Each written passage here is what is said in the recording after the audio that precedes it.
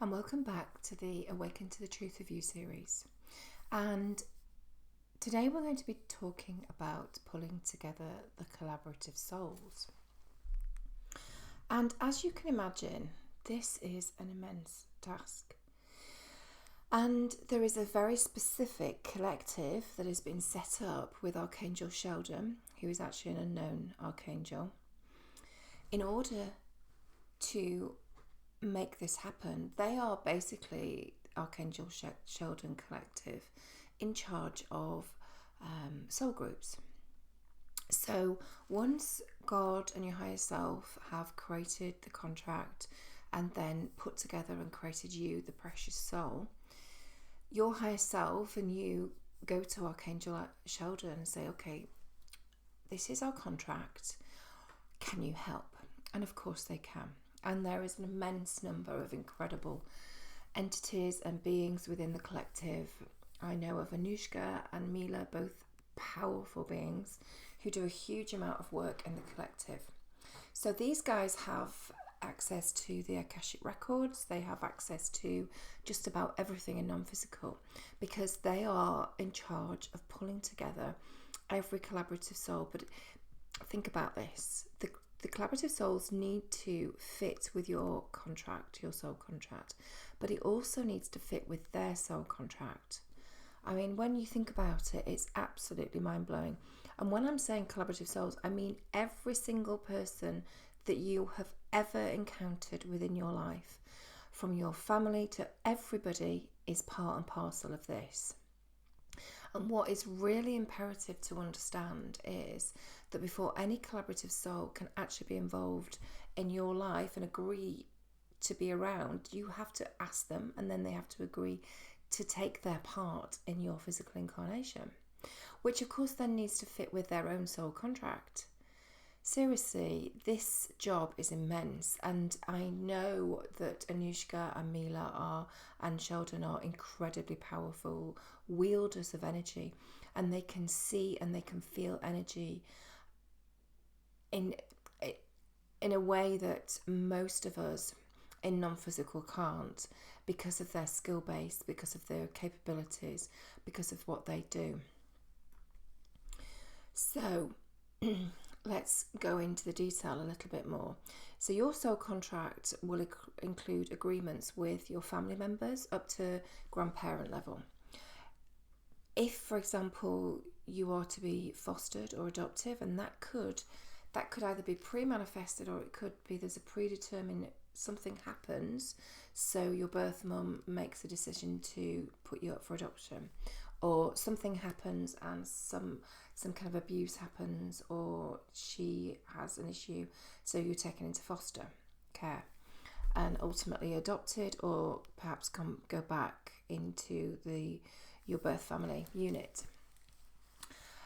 Also included in all of this is any love partners, whether or not they be love partners that cause you issues, the abusive ones, as well as the truly wonderful ones, or friends or colleagues or clients. Now, clients is just the most fabulous thing. When you realise that you are soul contracted to work with a whole number of clients, often these clients are part of your collective or your soul group, your actual eternal soul group, and they've agreed that you will help them in whatever they're wanting help with. Often it's in a triggering of awakening. So if you're attracted to my work, the likelihood is you are this powerful spiritual woman who absolutely is a helper and a guider, who is probably their higher self is a fifth dimension or above.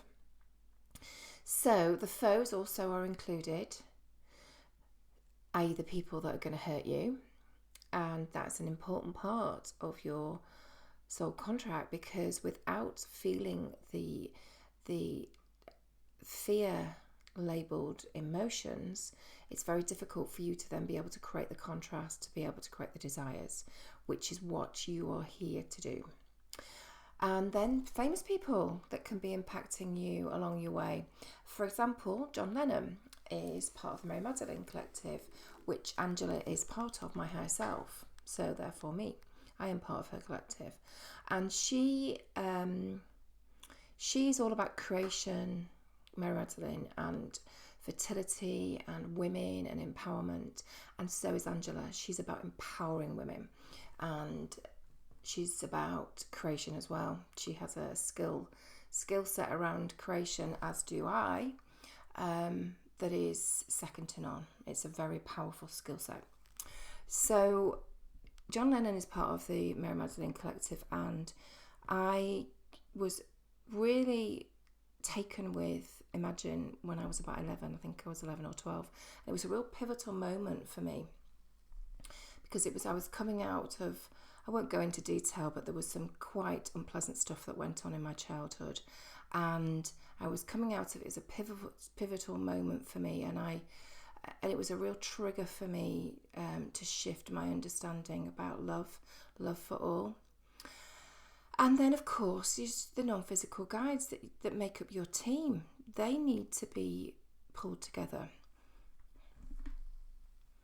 So in terms of your collaborative souls, they will come from, everybody that's going to be working with you or is in your life comes from your eternal soul group. So basically an eternal soul group is every single time your higher self creates a soul and they create a soul, you're always physically incarnated together. Then you have a soul group that you're a member of, that you probably, sometimes soul groups members can become part and parcel of your guide team, or they become part of your extended family, friends, relations, clients. And that's the same for collective members, because you could be in one collective but be in a different soul group. So just think about the magnitude of this. Think about all the people that you've ever experienced in your life, including the person that you walk past in the street. They are all part and parcel of your collaborative souls, that part and parcel of helping you, to support you in your soul contract. It's a lot, isn't it? It's a huge amount of pulling together, quite frankly, and it is a massive job. So let's talk a little bit more about eternal relationships. They often happen in a parent-child relationship. So one parent it tends to happen with, and more frequently, and sometimes it'll happen with both parents. But basically what happens is that every time your higher self is looking to incarnate, it has a chat with the higher self, the eternal higher self that is in their eternal group, and says, okay, so you've incarnated a soul mum, so she's going to be the mum of my soul, my new soul. And it happens with dads as well, but it's more often with mums. And it depends on whether or not what's going on in your soul contract. If you need to have a huge amount of disconnection with family members, then that doesn't happen. It's not your eternal, the higher self relationship. It's not that eternal. You have another soul group member that becomes the higher self of the parent, of your parents, to add to the disconnected feeling, basically. But that's not usual. That's an unusual thing. So think about this. Think about your children, and think about how much love you felt for your child when you gave birth, and feel into that, because within you will be soul images as imprints if you are eternally connected to the last time that your higher self was the parent of the higher self soul incarnation. So the soul images will be in your child as well, of that lifetime. And sometimes fears can come from that purposefully. For example, perhaps in a previous incarnation of your higher self, your child died, and then that same soul image is implanted and imbued within the child that you have with you now, can you imagine the feelings of protection that you can have? And it can be overwhelming, and it has a strong element of, sometimes this is something that needs to, this is where that the mistranslation around karma can happen, because actually that's part and parcel of your soul images that you're connecting to, but it'll have been something within your early childhood that will have triggered an emotion around fear of death that you're interrelating, and there's some confusion and mistranslation around fearing that your child's going to die, for example. So let's talk about eternal love relationships. In terms of, there's often people talk about soulmate or twin flame. Twin flame is not recognised in non-physical. It's not something that's connected. They don't talk about twin flame. They talk about soulmates, but that's because you're in the soul group, and literally you could be a soul group. Like the two previous incarnations, my two exes were soulmates, but they caused me a lot of angst and upset and unpleasantness, and triggered fear of death in me. But they were in my soul group, but I purposely picked them, and they agreed to be disconnected to do that for my soul group, from my soul group, for my soul contract. So an eternal love will never harm you. So an eternal love, higher self, of your higher self, when they incarnate together, these are the relationships that you hear of where they'll meet kids, or meet boy and girl at primary school. They'll fall in love, and then they'll have met, and that's it. They will be madly in love for the rest of their physical life, and that will have been a pre-manifested event. And often what happens is that you go through a number of soulmate type relationships that caused angst in order for you to be able to expand, and then your prize at the end of that is to have a eternal love relationship. But it's imperative to get to actually look back at those other previous disconnected, unpleasant relationships that cause and drive a lot of low vibration, and to get to love of the soul of the person that perpetrated harm on you, because that was the purpose of it, to see past the fear, because love must always beat fear, always, and to see past and actually see the soul, that incredible eternal soul that's within them. And when you can feel that, and you can have moved away and released all the low vibration that's stopping you from feeling it, it's not going to create a desire to go back in any way, shape or form. But what it's going to do is going to allow you to let go of what was. And this is part of the releasing process, which I'll talk about later on in the series of Awaken to the Power of You. Okay, so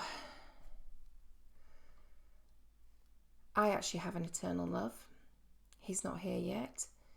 He's going to be here soon. I know, because I've been connecting to his higher self. It's been really interesting. So no doubt I'll have to re-record this when he turns up. And all that I have done to this point, it's so contracted that I will meet him. And it was really important for me to be on this path to meet him. As I stated in terms of my soul contract reading, that's within the video and recording around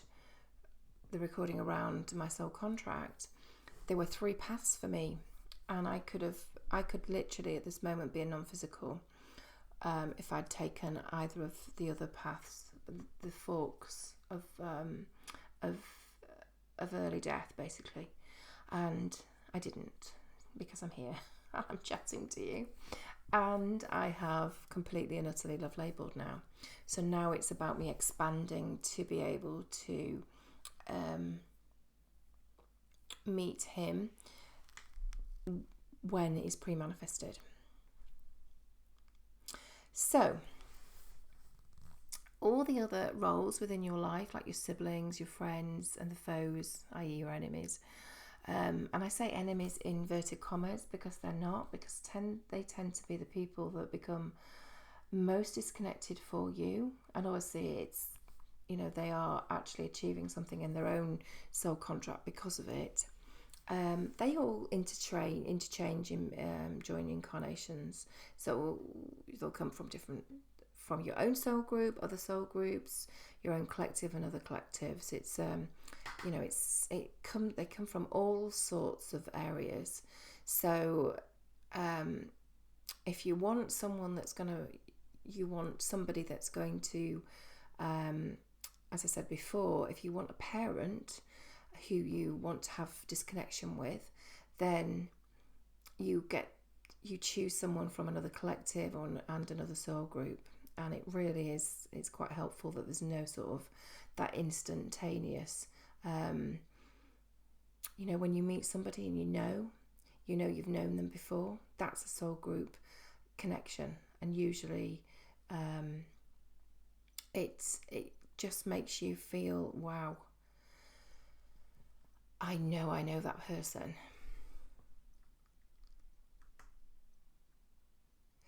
So every soul, once they've been pulled together, which you can imagine is one heck of a job, they all need their own soul contracts created.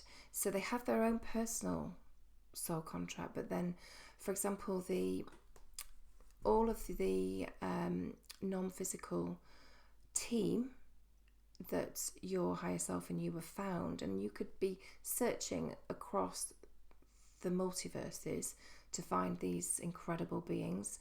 They don't necessarily have to be from this universe to help you, because all the universes they're basically supporting each other. There's no hate or fear or nothing there's absolutely nothing to fear in non-physical, and that is a huge mistranslation. And a lot of spiritual people believe that there's dark and there's light.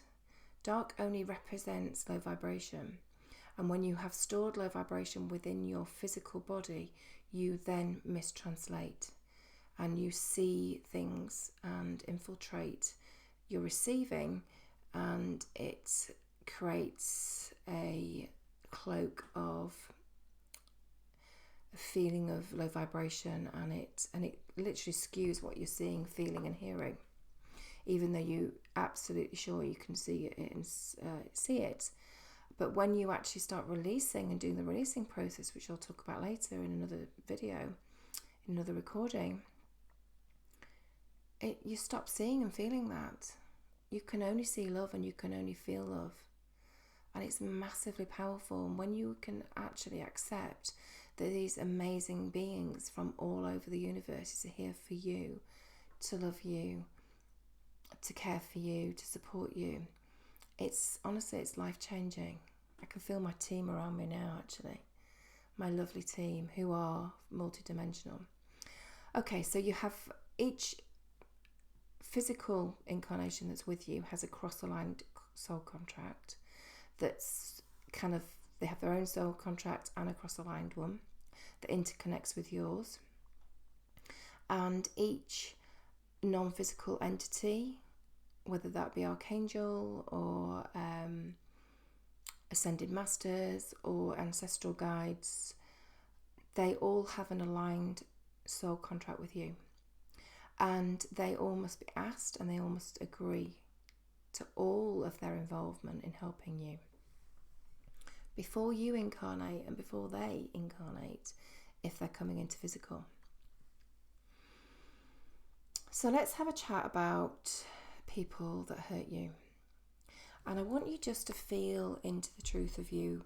So I'm going to help you with this because it's important to feel this, to start remembering. So I'm just going to create the vibration of balance and share that with you now. So all you need to do is close your eyes and just allow balance to flood through you. I'm not zapping you with anything, and this works wherever you are in the world, because that's the power of my team. what's happening is we're connecting to the energy of your higher self, and we're just allowing and influencing your higher self. And I'm just sharing, and if you allow the energy of this balance to flood through you, your higher self will just flood that through you now. And I'm just going to, if you wish and you allow, I'm just going to raise your vibration to hold, or instruct your higher self to do this, to hold your ability to receive. And we're just going to flood the remembering around you. And now I'm going to target and just activate the truth of you that's within you. You can feel it lighting up. You may not feel it. It's right in the center of you. It's like a column of light that's right in the center, that runs from the middle of your mind all the way down, through the center of you, through your torso, into your pelvis. And it's a beautiful column of light. But if you have quite a lot of low vibration that's stored within your physical body and blocking how you feel about yourself, then sometimes it's difficult to feel. And I'm going to light this up now and see, really going to amplify it. I'm just going to amplify it, and we're going to light up the truth of you. And you might feel a small sensation just below your belly button where the truth vortex is. Or you might not, it's okay. But I'm just going to make sure that you all feel the truth of you. And whenever you think about those that have hurt you, I want you to try and connect into the truth of you, and to remember that you asked them to hurt you. And I know that's tough to hear. I really do. And I'm not condoning anything that they've ever done, and anyone that's ever done anything to you. But they agreed to your request, and they really knew that they were going to be incredibly disconnected from their true nature in order for them to be able to carry out what was asked of them, and also what was going to help them in their own soul contract. So they chose a path of fear in order to help you. So just allow that truth of you to light up, and the remembering to flood through you. And don't beat yourself up if you can't feel anything at the moment. It's okay.